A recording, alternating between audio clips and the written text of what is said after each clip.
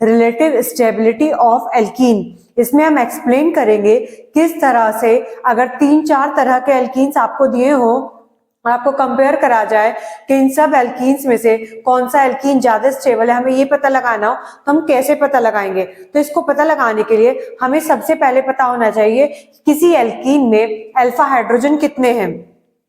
Alpha hydrogen, अब बात ये आती है अल्फा हाइड्रोजन होते क्या है, पहले पता होगा तभी तो हम कैलकुलेट करेंगे। हर एल्कीन का हमें अल्फा हाइड्रोजन कैलकुलेट करना होगा और फिर सबके काउंट करेंगे कि कौन से एल्कीन में कितने अल्फा हाइड्रोजन है।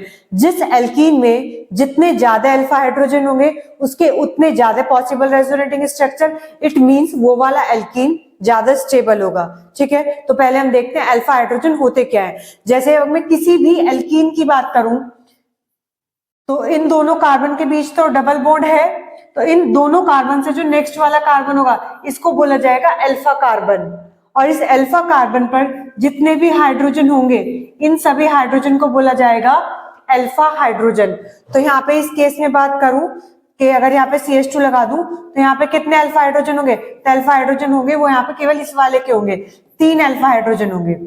ठीक है, और अगर इसको हम ऐसे लिख लें, इधर भी कार्बन और इधर भी कार्बन, इधर भी आ जाए CH3, इधर भी आ जाए CH3, तो इससे नेक्स्ट कार्बन ये हो गया अल्फा कार्बन, इससे नेक्स्ट कार्बन ये हो गया अल्फा कार्बन, तो 3 अल्फा हाइड्रोजन इधर है, 3 अल्फा हाइड्रोजन इधर है, तो टोटल हमारे पास यहाँ अल्फा हाइड्रोजन कितने हो गए, 6।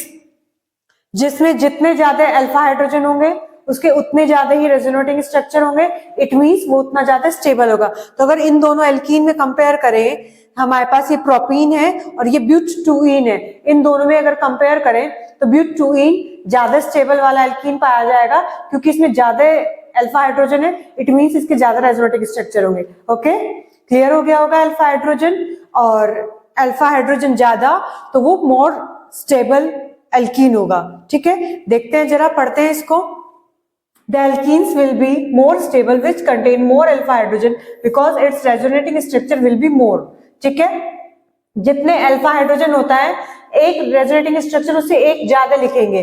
तो यहाँ पे इन दोनों के बीच में, कार्बन के बीच में डबल बॉन्ड है तो ये भी अल्फा कार्बन, ये चारों ही हमारे पास अल्फा कार्बन है ये वाला। तो 3 3 6 9 12, तो हमारे पास 12 अल्फा हाइड्रोजन हो गए, तो एक ज्यादा रेजोनेटिंग स्ट्रक्चर होगा इसका, 13 रेजोनेटिंग स्ट्रक्चर हो गए।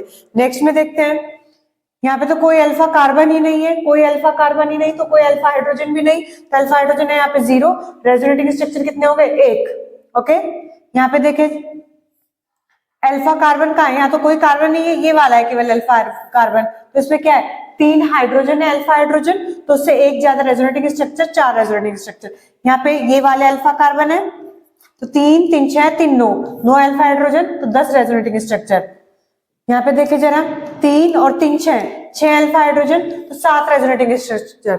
अब इन सब में पूछूं कि कौन सा ज्यादा स्टेबल होगा, जिसमें ज्यादा अल्फा हाइड्रोजन उसके उतने ज्यादा रेजोनेटिंग स्ट्रक्चर, वो उतना ज्यादा स्टेबल। तो सबसे ज्यादा किसके होंगे, अल्फा हाइड्रोजन, इसके सबसे ज्यादा रेजोनेटिंग स्ट्रक्चर। फिर दूसरे नंबर पे किसका आएगा, ये डी वाला, फिर तीसरे नंबर पे ये ई वाला, ए डी ई, फिर ये सी वाला और फिर बी वाला। ओके, स्टेबिलिटी का ऑर्डर समझ में आ गया, order of stability of alkenes सबको क्लियर होगा। ठीक है,